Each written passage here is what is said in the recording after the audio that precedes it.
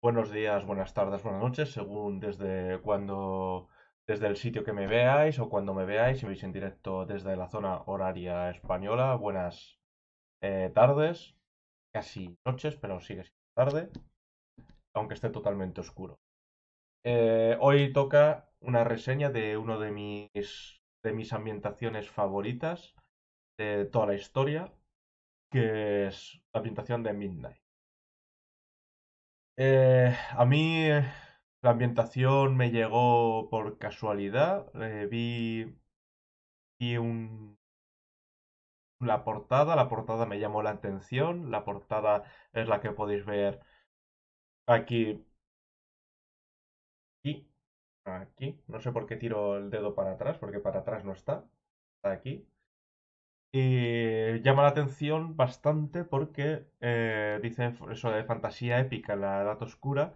Lo he puesto en inglés porque la de español es exactamente la misma. Y se respetó totalmente la edición en todos los sentidos. Esto, a pesar de ser de Debir, que luego hablaremos, es cuando Debir hacía cosas bien. Porque la verdad es que la edición no le pongo casi ningún pero. Casi ningún pero. Eh, el libro. Bueno, el libro aquí. eh, Tapa dura, gordo. eh, Bastante bien el papel, lo normal. Y a mí me llamó mucho la atención lo que es la portada. La portada la podéis ver bien, que parece... Recuerda al Señor de los Anillos, ¿no? El Señor de los Anillos, pero a lo chungo. Y me llamó la atención. A pesar de que yo no sea un gran fan de Tolkien, sí me parece interesante cuando se hacen vueltas de tuerca sobre un tema ya conocido. Y yo sin apenas saber nada, simplemente leyendo lo que es la parte de atrás, eh, dije, me parece que este juego va a estar bien. Luego, bueno, hablaré un poco de la experiencia que tuve dirigiendo este juego, una experiencia agridulce, dulce con un grupo y agria con otro. Luego lo hablaremos un poco más en profundidad, pero eso no deja de ser una de las mejores ambientaciones, y no la mejor ambientación que salió desde mi punto de vista, totalmente nueva para ese Dungeons and Dragons 3.0. Podéis ver aquí en este, sí que lo voy a apuntar bien, aquí, madre mía, aquí, aquí, tengo que hacerlo con esta mano, aquí. Podéis ver Tengo una descoordinación grande. Podéis ver la portada de la primera edición salió de este juego, que sí que es verdad que esta portada recuerda un poco a mí no sé por qué, me recuerda un poco a Ravenloft, y tiene cosas de Ravenloft, y ahora explicaré el qué. Y igual que la segunda portada, la que hay en este lado, recuerda un poco a Señor de los Anillos, y tiene cosas del Señor. Y ahora también explicaré el qué. Las dos ediciones temporalmente pasado apenas muy poquito tiempo. La primera edición fue de 2003 y la segunda edición del 2005. Las dos ediciones fueron a cargo de Fantasy Flight Games. Antes de que Fantasy Flight Games usase dados raros para todos, dados especiales para todos sus juegos. Y se basó, claro, se usó cuando se hizo Dungeons. De repente llegó y dijo, es OGL, pues empezaron a proliferar mundos como setas. Muchos, muchísimos. Me río yo del PBTA de hoy en día. O sea, una cantidad impresionante. Todo se hacía para dado de 20. Y entre todos esos había algunos mundos que eran realmente originales. Podría hablar de mundo oficial como Eberron, que me parece bastante potente respecto a otros mundos. Y no oficial, o digamos hecho por terceras, hablaría de este Midnight. Em, bueno, una cosa curiosa, que es algo curioso, el Midnight, la primera edición, bueno, por supuesto hicieron las ediciones, que no lo he dicho porque La primera edición era sistema 3.0 y la segunda edición fue el sistema 3.5, que el 3.5 salió en 2005, creo recordar, y 2005, 2004, y entonces enseguida hicieron esta nueva reedición adaptando reglas y cambiando unas cuantas cositas, que eran los cambios necesarios para cuando tenías que adaptar cosas de 3.0 a 3.5. Eh, bueno, el creador de este mundo es un tal Greg Benage. Greg Benage, que fue un hombre que es curioso porque está en la primera edición con los créditos de la primera edición y está todo el tiempo con la idea, o sea, todo el mundo se basa en la idea del tipo este, pero en la segunda edición ya no estaba este hombre. El coordinador de la segunda edición, lo voy a mirar ahora mismo, es Robert Baum. Robert Baum. Y el desarrollo y escritura actualizados son personas totalmente diferentes de la primera edición, excepto dos personas, que es Jeffrey Barber y Will Upchurch. Pero el resto es diferente. Y es curioso que el creador del concepto original no esté en la revisión de su obra. Pero bueno, supongo que le daría el visto bueno o algo, o directamente vendería la obra y a Fantasy Fly hizo con él lo que quiso. Esta es una línea discontinuada, no se sigue teniendo los derechos Fantasy Fly, pero hasta el día de hoy se ha hablado que iban a hacer, o sea, cuando sacaron cuarta se habló que iban a hacer algo en cuarta, cuando sacaron quinta se habló que iban a hacer algo en quinta, pero de momento se ha quedado ahí en la nada. No sé si acabarán sacando algo, evidentemente hay materiales fan que actualizan las reglas a quinta, por ejemplo, pero no hay nada oficial. Y este juego, por cierto, es un Grindark, es uno de los. Y es un Grindark, uno de los primeros, y de este han amado muchísimos juegos. Hay muchísimos juegos que en su momento dio algo a la gente que venía de mucho de Dungeons, era más Dungeons, mazmorreros y todo esto, algo en la cabeza les hizo clac. Cuando vieron esta. Siempre había la cosa de qué pasaría, por ejemplo, en El Señor de los Anillos si ganara Sauron. Pues aquí ha ganado Sauron, ¿qué es lo que pasa? Y eso hace que el enfoque de las aventuras sea muy diferente y que el enfoque del mundo sea muy diferente respecto a otros mundos de fantasía. Es evidentemente un mundo de fantasía oscura, más oscuro que otros que habían tocado ese tema, como Ravenloft o, bueno, otros, o por ejemplo Darsan, ¿no? Darsan tiene toques también oscuros. Y estoy hablando de lo que sería más Dungeons and Dragons clásico. Este es una vuelta de tuerca. Hay muchas cosas que es en cierto modo más, pues eso, más grindark. El concepto de los personajes mismo ya es totalmente diferente. Ya es un cambio de las reglas básicas. Bueno, la ambientación en sí. em, bueno, esto se supone que hay una guerra entre dioses y expulsan a un dios que se llama Irrador. Irrador es un dios oscuro que cuando es expulsado del reino celestial aprovecha su magia y corrompe, eh, digamos, corrompe lo que toca. Él es separado de su forma física, pero cuando es separado de su forma física, él eh, usa su magia para separar el plano celestial del plano físico, que es donde cae, del plano material. Cuando hace eso, pasan una serie de cosas. Pasan muchísimas cosas y eso hace que el mundo en sí, que es lo interesante del mundo, sea un mundo donde digamos que no se puede acceder a los dioses ni a otros planos. Esto se llama la ruptura. Todo este proceso le llaman la ruptura y lo que se supone que impide que se pueda pasar de planos se llama el velo. Eh, Esto, por ejemplo, en Ravenloft estaba tratado, es verdad, Pero en Rebufo era más que no podías salir, ¿no? Que no podías entrar. Aquí no puedes entrar tampoco. En Darsan también estaba tratado, por eso las similitudes. En Darsan ya sabéis que había una guerra de dioses, los dioses se supone que todos habían muerto y habían creado la zona gris esta, ¿no?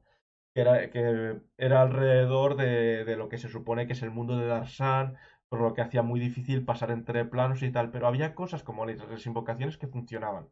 Aquí las invocaciones no funcionan. Aquí si invocas algo que es del propio plano y suelen estar enfadados, que luego hablaremos de eso más adelante. El caso, bueno, ¿os imagináis el mundo como si fuese... que yo me imagino siempre el mundo una esfera o con una cúpula rodeando, impidiendo que puedan pasar del plano material a otros planos. Aunque bueno, se supone que sí podría pasarse entre planetas, pero no es el caso de este juego que eh, evidentemente al ser fantasía no hay viajes interplanetarios ni nada de eso. El caso, bueno, cae el señor Irrador, el dios Irrador, que es el oscuro, cae el mundo y cuando cae contamina, cuando llega al mundo, contamina con su sombra el resto del mundo. Pero bueno, como es muy, muy, muy débil entonces, lo que hace el hombre es irse al norte, se va al frío norte del continente donde se juega, que es Eradén. El mundo en sí se llama Ariz y el continente es Eradán. Se va al norte, está en el norte durante un tiempo. Durante ese tiempo, pues, él va conspirando, haciendo que su mal se vaya por el mundo, vaya por todo el mundo. Y hay varias guerras. Cada guerra es una edad. Hay tres edades y la última edad, cuatro, pero la cuarta edad se llama última edad. Y en cada edad van pasando cosas. La primera edad, los elfos, los enanos y los humanos em, de, de Dorne y tal, acaban con... Bueno, los humanos en general, todos los humanos acaban con el primer intento del oscuro de dominar el mundo, gracias sobre todo por la reina bruja de los elfos, que se llamaba Aradil, Entonces, gracias a esa señora, sobre todo usando su poder y tal, pues siguen. Además, están todos unidos contra un enemigo común, etcétera, etcétera. Durante la segunda edad, vuelve a pasar, vuelve otra vez a llegar el oscuro con un grupo de tropas, esos orcos. Claro, las tropas aquí son los malos, ¿vale? Los orcos, los gigantes, todas las razas malvadas, pues son las tropas de, del oscuro, que bueno, luego hablaremos de cómo se crean y etcétera, etcétera. Bueno, o no hablamos y así lo dejamos para que lleguéis y leáis el, lo que es el módulo. El módulo no sé si es fácil de conseguir. Bueno, la ambientación no sé si es fácil de conseguir. Los PDF sí, son muy fáciles de conseguir y creo que se siguen vendiendo. Tampoco lo sé. No sé si lo venderá a través de la propia página de Fantasy Flight o en inglés, claro. O a través de el de McGill o... Bueno, de McGill no, pero vamos, de cualquier plataforma que venda PDFs roleros. Em, bueno, el caso es que la segunda batalla, vuelven a... Y aunque es un poco más difícil, ganan gracias a un aliado inesperado que, bueno, y todo, cosas así. Entonces, gracias a ese aliado, acaban ganando la guerra y vuelve otra vez a lamerse las heridas al norte. Y llega la tercera edad. Durante la tercera edad, los elfos, los enanos, los hombres, todo eso están con luchas internas. Están totalmente, pues, un poco se han olvidado de los antiguos pactos. Y entonces, claro, ella aprovecha y en la última batalla gana Irrador. Y ya entramos en la última edad. La última edad, que es donde se juega 100 años, más o menos te, te dicen que la idea es jugar 100 años después de lo que es la batalla con la que se alzan con la victoria el bando oscuro. Y ha cambiado todo radicalmente, los orcos gobiernan, cosas como... Bueno, ha habido razas que han sido exterminadas, los elfos han salido de su enorme bosque, que podéis ver, el mundo está justo debajo de mí, veis todo ese bosque, pues ese bosque era todo de los elfos, tienen que salir por la sombra, porque la sombra corrompe todo, entonces se van de allí. Em, no sé, los enanos se internan en la tierra, los humanos pues quedan por ahí un poco a la buena de Dios, es un mundo lleno de miseria, donde todo el mundo es esclavo o sirviente, donde las armas están prohibidas, la magia está prohibida, prohibida quiero decir que te matan, em, no sé, ¿qué más tiene? Leer y escribir, por ejemplo, leer y escribir está prohibido, no puedes saber leer y escribir, eh, todo eso hace que haya cada vez más... Claro, leer y escribir es lógico. Si tú impides que la gente aprenda a leer y escribir, la gente no puede leer libros, olvida la historia y llega un momento que cree que todo lo de siempre ha sido lo que ha habido. Aunque bueno, ahí están las leyendas, etcétera, etcétera. Pero claro, también las leyendas pues nos intentan aplastar con mano de hierro. Ese es el mundo, la presentación del mundo y donde vas a hacer héroes. Héroes, ojo, aquí eres un héroe de verdad. Y luego hablaremos en eso cuando entremos un poco en la sección de creación de personajes y demás. Em, bueno, evidentemente toda la magia que ha habido ha hecho que el clima, por ejemplo, sea cambiante, está loco. Hay veces que hace frío, veces que hace calor, te puede llover de repente. Luego el ambiente en sí es terrible. Hay una cosa que es que, claro, el velo ha impedido cosas tan normales en el resto de mundos como trascender. No puedes trascender. Cuando te mueres, no trasciendes. Yo siempre lo decía igual. Tu alma intenta ascender, pega contra la cúpula que rodea o sea, no puedes llegar a la otra dimensión, al plano etéreo y demás, y entonces vuelves a la Tierra. ¿Qué hace eso? Pues que el mundo esté lleno de muertos vivientes, aunque eso ya pasó en la primera edad y se aprendió a hacer una serie de rituales para dar un apacible descanso. Y aquí hay que diferenciar un poco entre dos tipos de muertos vivientes, que son los perdidos y los caídos. Son un poco diferentes, aunque bueno, los perdidos para mí yo se englobaría todo, pero bueno, los caídos son muertos vivientes, pueden ser desde zombies hasta fantasmas, hasta personas que tengan totalmente sus capacidades mentales y físicas, pero que no pueda morir. Ahí depende un poco de la mano que quiere del máster, aunque claro, se supone que la sombra les corrompe también. Pero bueno, ahí puede tener el máster un poco la mano ancha y hacer cosas interesantes. Em, Luego tenemos dentro de estos, tenemos a los atrapados. Los atrapados son aquellos seres que fueron invocados o estaban invocados antes de cuando cayó Irrador, antes justo cuando, o antes de que cayese Irrador o cuando cayó, y que se han quedado. Ahí tenemos ángeles, demonios, etcétera, etcétera. Cualquier criatura extraplanar, incluyendo si hubiese gente que hubiese venido desde otro plano.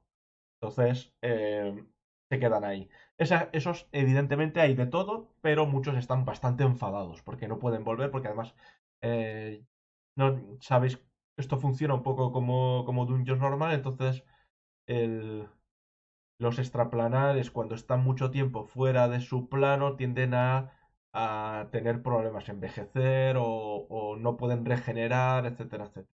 Pueden curarse, no pueden renovar su magia, entonces juega un poco con eso. Entonces hay gente que está bastante enfadada. Básicamente todos estos sueles encontrártelo bastante enfadados, aunque bueno, los demonios suelen servir a la sombra, al oscuro. Em, Bueno, luego además tenemos a los Eternos. Los Eternos son los espíritus que han existido y existirán durante todo el tiempo. Aquí los Eternos, pues podemos meter desde un espíritu del agua que haya hasta esa idea de, de espíritus que tienen, algunos tienen casi poder de un dios. Incluso puedes jugar ahí un poco la cosa, porque evidentemente, como podéis imaginar, solo queda un dios, y el dios no es ni bueno, ni es pacífico, ni nada nada que se le parezca. Entonces, bueno, se puede jugar un poco por ahí, pero evidentemente también hay eternos que son caprichosos y demás. No es que sean malos, aunque podrían haber algunos que pueden estar corruptos por la sombra. Y bueno, el velo también creó una cosa que son los abandonados. Los abandonados son todos los sacerdotes, todos los cultos que tenían un credo y evidentemente se han quedado sin Dios. No son los abandonados, aunque no estarían dentro de lo que es una consecuencia de la ruptura, pero no, y están impedidos por el velo, pero no tienen no son tan, evidentemente, no son unos antagonistas como pueden ser los otros que he descrito. Eh, Luego, otra cosa curiosa de la ambientación es la magia, el sistema de magia. El sistema de magia en este juego está muy bien. Cambian radicalmente, sí es 3.5, pero cambian radicalmente y aquí cualquiera puede lanzar magia a través de dotes. ¿Por qué? Porque la magia no funciona igual. Claro, no puede funcionar igual. La magia funciona canalizando, pues hay tres tipos de magia que son canalizadores, divinos y las innatos. Los canalizadores lo que hacen es canalizar la magia a su alrededor o su propia magia su propio espíritu pero cualquiera puede llegar a canalizar con una dote, puede canalizarla. Los hechizos tampoco son tan potentes, hay ciertos hechizos que no deberían estar, etcétera, etcétera, etcétera. O sea, cualquier cosa, por ejemplo, tipo teleportación, que tengas que pasar por un plano, ya no funciona, lógicamente. La divina sigue existiendo, pero solo existe un dios, con lo cual si eres si lanzas magia divina eres malvado. Un poco como los templarios de Darsan, por eso digo que recordaba un poco a esto. Y luego los innatos, pues los medianos, por ejemplo, tienen magia, los elfos tienen magia innata, hay algunas razas que tienen magia innata y eso no es magia muy poderosa, pero es magia innata y eso también les convierte en enemigos de la sombra porque evidentemente la magia está prohibida. Nadie puede usar magia. Em, bueno, y eso es básicamente, bueno, en la portada podéis ver que hay cuatro jinetes. Esos cuatro jinetes bueno, que son los seguidores, los servidores fieles del dios oscuro, que son, le llaman los reyes de la noche. Todos los reyes de la noche tienen una cosa en común. Todos eran héroes que han sido corrompidos. ¿Vale? Tenemos de todo. De hecho, podemos encontrar ciertas similitudes entre varios entre algún héroe con algún personaje de otras sagas de fantasía. Pero aquí están corruptos. Eh, los héroes son, bueno, en orden, el primero, el que va con el caballo blanco, es Arderín, el hechicero de la sombra, que era el antiguo consejero y consorte de la reina bruja elfa, y evidentemente es corrupta. El otro es Yazir, el que hay justo después, que va con bueno, va con un caballo que es una pesadilla, tirando fuego y con una armadura tocha. Es un Dornita, es un humano que era un gran héroe, un grandísimo héroe, vamos, una Dalit en todos los sentidos, que es corrompido y se convierte en la espada de la sombra. El jinete que está más alejado es Sunuel, Sunulel, que es un sacerdote, un hombre santo, era un hombre santo, el mayor hombre santo de, eh, de la tierra de Eren, bueno, el mayor hombre santo de la tierra de Eren, un sacerdote, etcétera, etcétera, que evidentemente es corrompido, se convierte en el sacerdote de la sombra. Y el último, que es la dragona que está por ahí volando, que es Zardrix, la ira de la sombra, y que es la más desgraciada de todas Realmente todos han sido corrompidos por decisión propia y Zadrix no. Zadrix tiene una historia diferente que invito a todos los que eh, con mi reseña les esté gustando esto, que lean, porque realmente es muy, muy interesante. En el libro viene una historia profusa de cada uno de ellos y de bastantes cosas. La verdad es que este libro es muy, muy bueno todo lo que viene.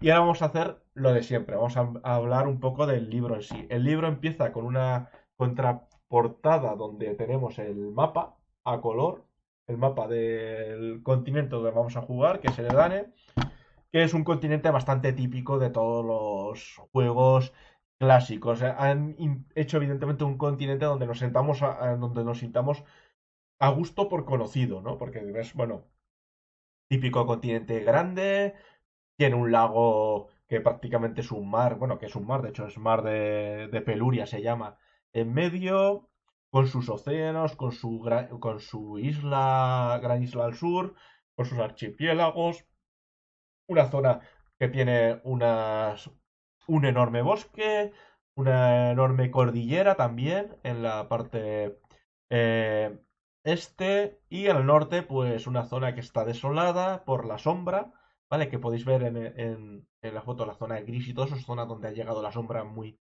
eh, muchísimo y donde hace mucho frío también. Bueno, y es un mapa bastante completo. Luego, bueno, empezamos con los créditos. Por cierto, la edición no lo he dicho, la edición lo he sacado de Vida aquí en del 2006. Y luego viene un índice muy, muy bien detallado, donde lo primero que empieza son empieza a hablar. Bueno, hay una introducción, y luego el primer capítulo te habla de las razas que existen y las diferencias que hay. En esto no puedes coger las razas de 3.5, todas las razas están, todo está modificado, es decir, de 3.5 el libro de reglas de 3.5 te vale solo para las reglas en sí, pero el resto no te vale para nada, ni las razas, ni apenas nada, porque cambia bastante. Por ejemplo, humanos hay tres tipos en el libro básico, luego hay alguno más que están fuera, que son los Dornitas, los Sereños y los Arcosanos. Las tres razas básicas. Elfos hay Caransil, Danisil, Erunsil y Miransil, que en orden son: el Caransil es elfo de los bosques, el Danisil es elfo de la jungla, el Erunsil el elfo de las nieves y el Miransil los elfos marinos. Que aquí es importante porque habéis visto el mapa, pues aparte del mar, debajo del mar que hay en el centro, en el mar exterior también hay ciudades debajo del mar y cosas que puedes ir. Entonces es un entorno que tiene agua y el agua no está ahí de adorno, sino que puedes eh, hacer muchas aventuras en el agua y debajo del agua. Luego vienen los enanos, los gnomos y los medianos. Enanos, gnomos y medianos tienen cambios respecto a Dungeons 3.5 o respecto al concepto que tenemos de este tipo de razas. Orcos, por supuesto, te puedes hacer un orco, te puedes hacer los orcos son... vale. Los orcos son muy interesantes en este juego porque sí es verdad que sirven a la sombra, pero no tienen por qué ser intrínsecamente malvados. Sirven a la sombra por varias razones que te describe en el libro, que no voy a entrar en eso porque es lo mismo. Este es uno de mis ambientaciones favoritas y invito a la gente a que descubra un poco más. Y luego hay mestizos. Los mestizos aquí son muy, muy curiosos. Están los elfianos, que son la mezcla entre elfos y medianos.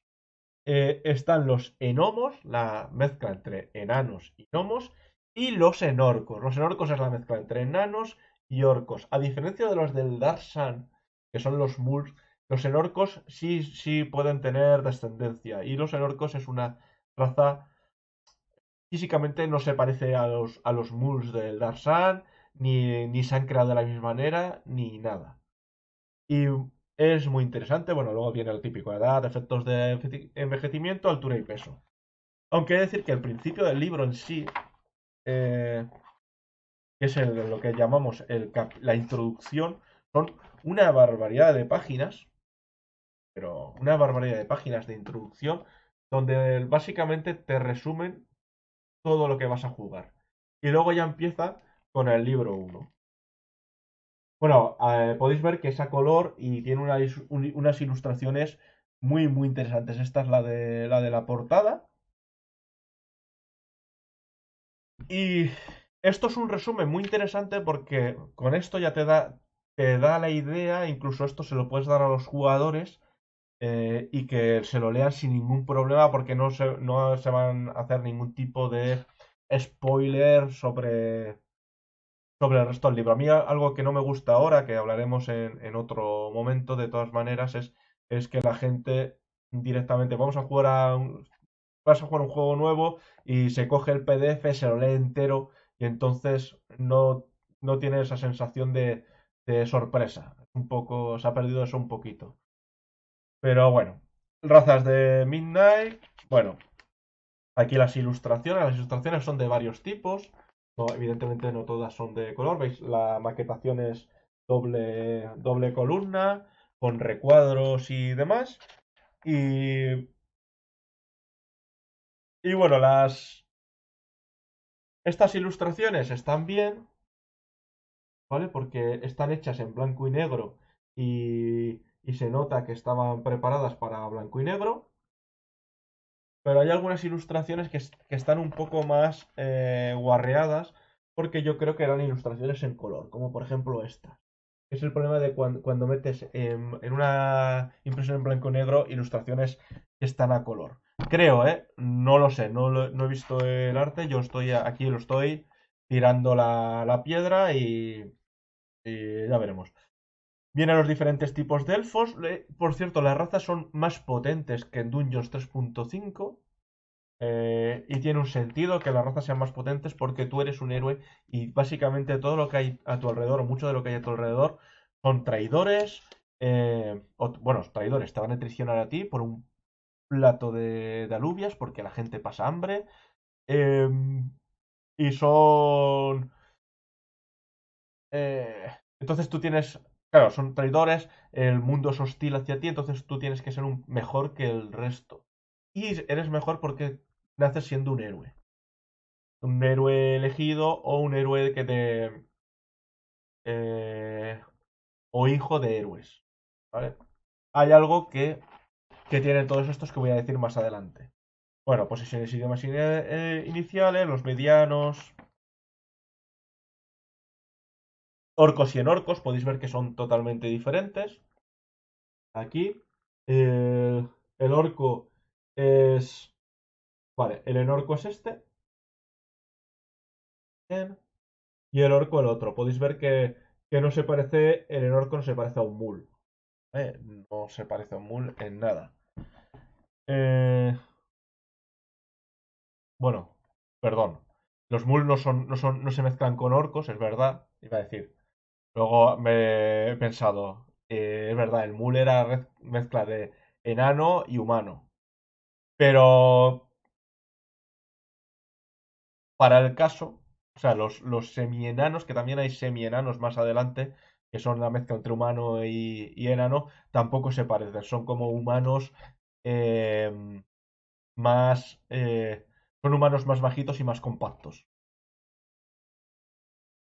Esos serían los Musaki. Es verdad que en este libro no viene, pero sí hay mestizos en otros libros más adelante, que sacaron en su momento, que en España no llegaron, la verdad. Nada, empieza con altura, peso inicial, pesos medios y todo eso. Y esto es lo que hace interesante, muy interesante al juego, o parte de lo que hace muy interesante. Tú eres un héroe y naces con sangre de héroe. Y tienes una cosa que se llama sendas heroicas. Las sendas heroicas, podéis ver aquí unas cuantas, eran cosas que se añadían a tu clase. Tú tienes tu clase. Habían clases que eran prácticamente iguales, cambiando dos cositas, y clases que eran totalmente nuevas, clases que directamente no había. Cuando lleguemos a las clases lo veremos.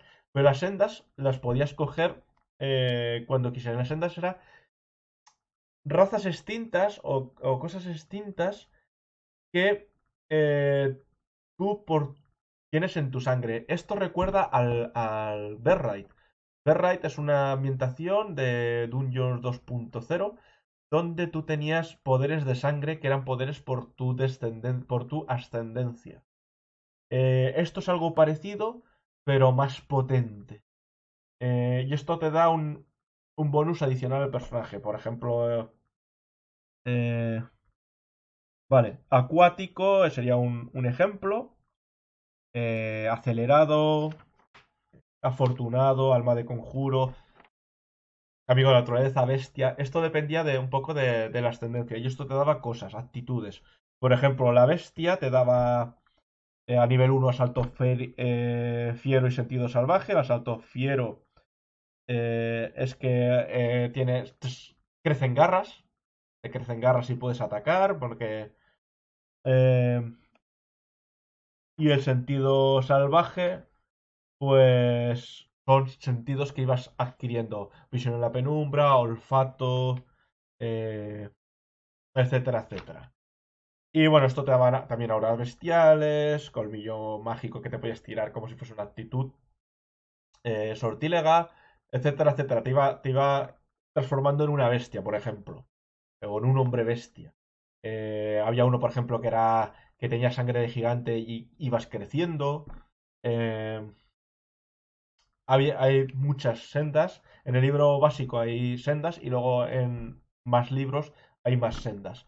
Y esto es un poco de por qué tenías la sangre. No se sabía muy bien en la senda. eh, bueno, aquí por ejemplo te dice que todas las razas, sin importar su herencia e historia, tienen mucho que perder ante la embestida de Isrador. Incluyendo los orcos, ¿vale? Todas las razas pueden perder ante esto. Por lo cual podías jugar con un orco siendo un héroe o siendo un infiltrado. Eh, bueno. A ver, las sendas.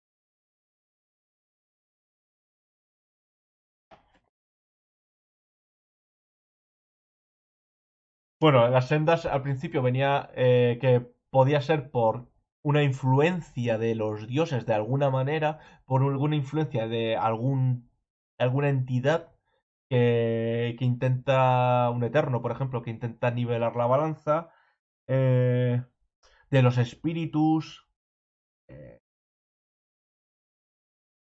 eh, o de herencia genética. No se sabía el por qué, pero los héroes, que son todos los personajes, nacen con una de las sendas. La senda no se puede cambiar porque evidentemente es de nacimiento y naces con eso. Eh, y hacía, pues eso, que la clase tuviese además esto. Las clases básicas, que sería el capítulo 3 aquí ya te explicaría las clases básicas donde, por ejemplo, el bárbaro era igual, lo único que cambiaba eran las habilidades claseas. Eh, por ejemplo, bárbaros, guerreros, pícaros son comunes y no tienen muchos cambios. Las grandes clases de danzadores de conjuros, clérigos, druidas, hechiceros y magos son reemplazadas totalmente por el canalizador. Que dentro del canalizador había varios, podías canalizar diferentes magias. Y el bardo, paladín y explorador se eliminan. Además, aparecen una serie eh, de clases propias, como por ejemplo el canalizador, que es un poco el juntar varias cosas con sus diferentes tipos de tradiciones. Por ejemplo, un bárbaro podría tirar de tradición carismática. Hay una... El defensor, el monje, por cierto, el monje tampoco está. ¿Vale? El defensor, que sería una especie de... Hay que tener en cuenta que el defensor es una clase muy interesante, es una de las clases que más me, que mejor adaptado está para un sistema, una ambientación así, porque claro, en un mundo donde no puedes llevar armas, tienes que intentar transformar todo lo que tienes a tu mano en un arma, si quieres ser uno rebelde. Entonces el defensor entra en eso. Cualquier cosa puede usarlo como arma. Sin llegar al monje. Un monje no tendría cabida, no podría tener ki ni es tener bueno, realmente un monje no tendría cabida en la mayoría de los mundos fantásticos. El Montaraz, que sería una especie de un Sosías de explorador, que sería diferente. ¿Vale? ¿No? Por ejemplo, Bueno, eh, el pícaro que ya he dicho que es más o menos lo mismo. Y luego vienen las clases de prestigio. Las clases de prestigio, acordaos, esto se basa en 3.5 y 3.0. Y tenía las clases de prestigio que eran propias y exclusivas de Midnight. La mayoría de las clases de prestigio que que estaban por ejemplo, en el manual del Dungeon Master y demás, no, no tienen cabida. Puede haber un archivo. O sea, y ahí eh, estaba preparado el juego para que realmente te cogieses en una clase de prestigio, desde jinete de Wargren, que es una especie de wargo, a mago, por ejemplo. Mago como tal es una clase de prestigio. No puedes ser un mago, eres un canalizador y luego te conviertes en un mago más parecido a un mago clásico. Contrabandista, eh, en fin, claro, también hay que pensar que hay mucho contrabando porque muchas cosas están prohibidas. Eh, Saqueador elfo. Luego te explicaban habilidades. No vamos a entrar en esto. Eran unos cambios. Habían algunas habilidades que cambiaban un poquito y te explicaban un poco eh, cómo adaptar algunas cosillas y los pequeños cambios. Incluso creo que había alguna habilidad. Una habilidad un poquito diferente. Luego dotes. El sistema de dotes sigue estando. Las dotes son eh,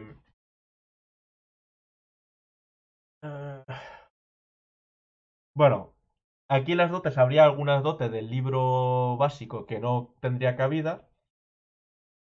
Y básicamente las dotes serían estas, las que hay. Por ejemplo, aquí hay un lanzamiento de conjuros que te lo puedes coger como dote. Te lo podrías coger, de hecho te lo tienes que coger como dote si quieres lanzar, si eres un canalizador y quieres lanzar magia. Quieres cogerte lanzamiento de conjuros. Las tres sendas de magia, la magia canalizada, te lo explica, los conjuros disponibles. Mm,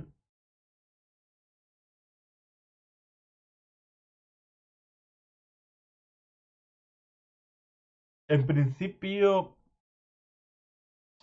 no se supone que no hay ningún hechizo que tenga que estar cortado, que no pueda estar, pero yo sí había hechizos que directamente para mí no tenía sentido, o por lo menos tenían que cambiar un poquito las cosas.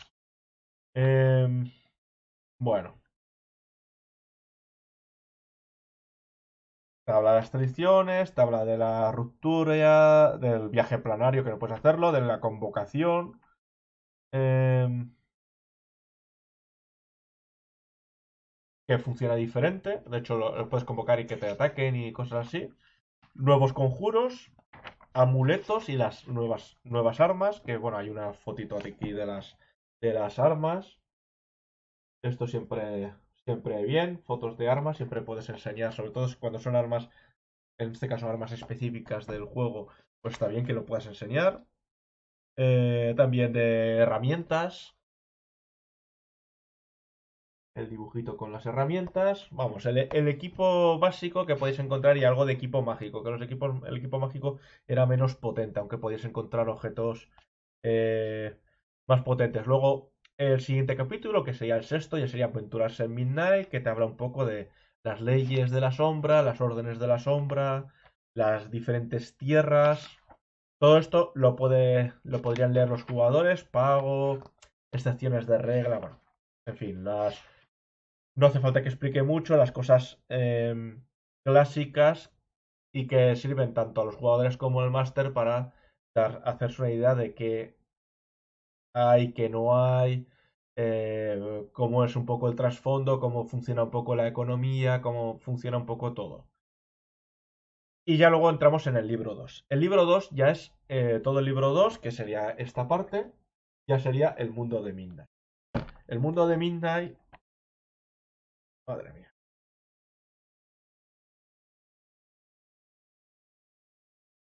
El mundo de Midnight son este taco de hojas. Este taco de hojas es el mundo de Midnight. Ni que decir tiene que te viene todo. Con este libro tienes todo, no necesitas nada más, es un mundo completo, complejo, te explica la religión, eh, las costumbres, las tradiciones, la tierra de Eren del norte. Bueno, empieza con la tierra de Eren, por cierto, con las costumbres tal. Luego habla de los mares, el mar de Peluria. eh,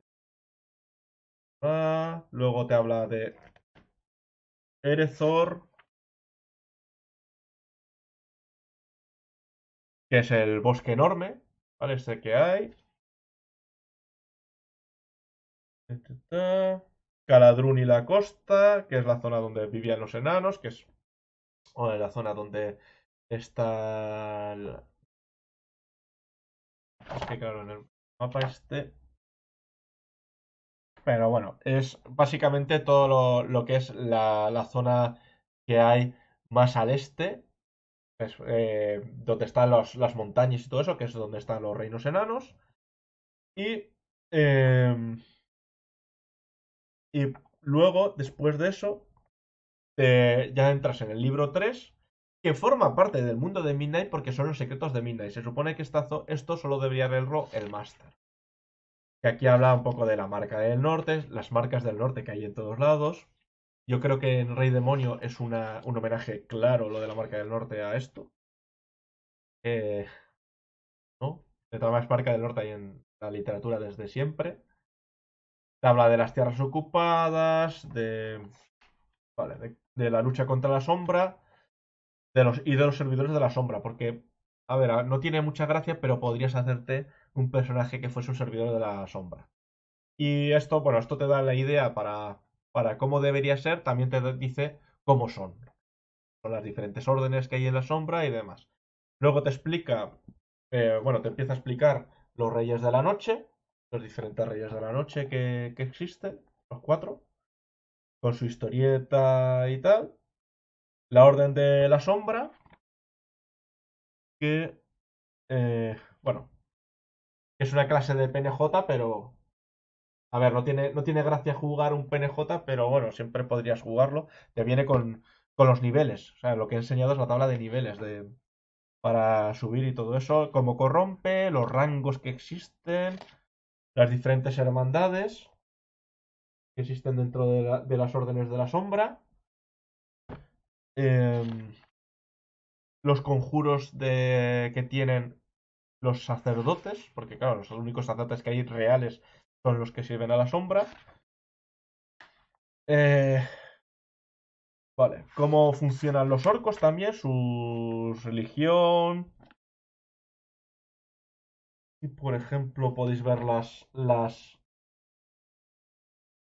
de aquí. Podéis ver algunos de los símbolos que tienen las tribus de orcos, ¿vale? En sus blasones de batalla. Y luego ya entramos en el capítulo C, que es cómo dirigir Midnight, que te dice un poco, te da unas ideas eh, de cómo funciona. Hay una cosa en este mundo que se llama nexos de poder. Los nexos de poder funcionan para poder... te puedes vincular, un lanzador de conjuros se puede vincular y puedes traer poder del nexo de poder. Funciona un poco como el mundo de tinieblas, Lobo, tenías también una cosa parecida. Bueno, en algunos sitios tienes esta cosa de los nexos de poder que tenías que vincular y demás, pues esto funcionaba un poco igual. Y eso te daba energía para poder crear objetos, eh,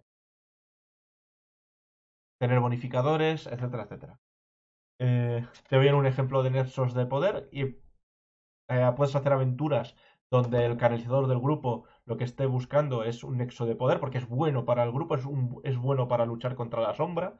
Evidentemente buscar nexos de poder no significa corromperse ni nada de eso. Aquí es básicamente el contrario. Los nexos de poder son necesarios. Vale, son necesarios porque Irrador con aislando el mundo y luego por sus propias ansias de poder se dedica a vampirizar la energía mágica. Y eso es importante. Eso porque los servidores de la sombra van a buscar nexos de poder para poder vampirizarlo para su señor, para dárselo a su señor. Luego hay una cosa que son, vale, el pacto, El pacto es una especie de grupo, vale, son los grupos rebeldes y tienen objetos del pacto. Los objetos del pacto parecen normales a ojos de cualquiera, excepto cuando los empiezas a usar a lo fuerte, a lo bestia.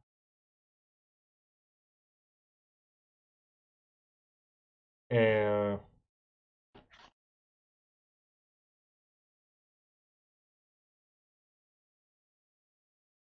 bueno, después de los objetos de pacto, que además te ponen varios tipos de objetos y todo eso, te habla un poco más de la ruptura, de cómo interactuar con espíritus, reglas, opción, tipo de daño. Aquí no esto no es quinta, aquí es más fácil morir. Y luego te viene un pequeño eh, anexo donde hay criaturas específicas. También te dice un poco cómo funcionarían las criaturas del manual de monstruos. eh, Cómo son los dragones. Están matando a alguien por ahí. Y bueno, las razas específicas, los cambios que hay. eh, la naturaleza de los muertos vivientes, cómo con el comportamiento de los caídos, cómo crearlo, porque ya digo, podrías jugar con un muerto viviente.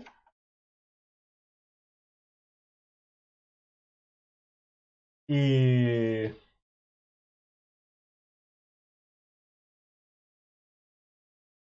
y bueno, y luego al final del todo, dice, vienen unas pautas para crear aventuras y lo mejor de todo, que viene aquí al final, lo mejor entre comillas, viene aquí al final los suplementos que hay, suplementos en inglés y tal, bueno. Con lo que llevan el material, si es un material de consulta, si es una aventura, y bueno, más cositas, una barbaridad, buah, muchas más cositas, bueno, joder, es que ya te digo, viene todo el material de consulta, qué tiene, qué no tiene, qué puedes encontrar dentro, si te lo quieres comprar o no. Y aquí esto hasta lo que salió en esta edición, lo que estaba evidentemente en España no llegó nada de esto. Llegó solo la corona de la sombra y no me acuerdo si sacaron otra vez, alguna otra cosa. No tengo yo recuerdo. Y luego te viene una aventurita, que es el Pozo de la Rebelión, una aventura introductoria.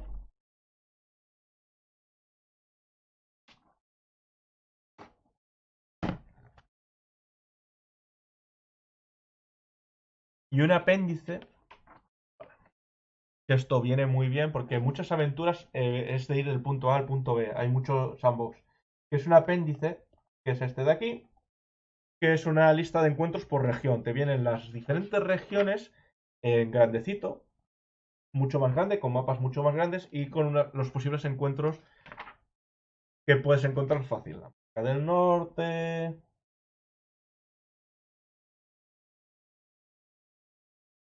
Bueno, Caladrún. Y claves de encuentros. Ejemplos, un apéndice con ejemplos de PNJs. Que esto está muy bien, porque claro, te puedes encontrar un soldado de asalto, un rastreador trasgo, un legado. Las listas de conjuros de canalizador, que aquí básicamente es los que tienes. Y aquí están los que no hay, no están. En principio no están, aunque quién sabe, podrían encontrarlo. Y un glosario de tablas y glosario de pues con palabritas. Cosa que muchos juegos hoy en día no tienen.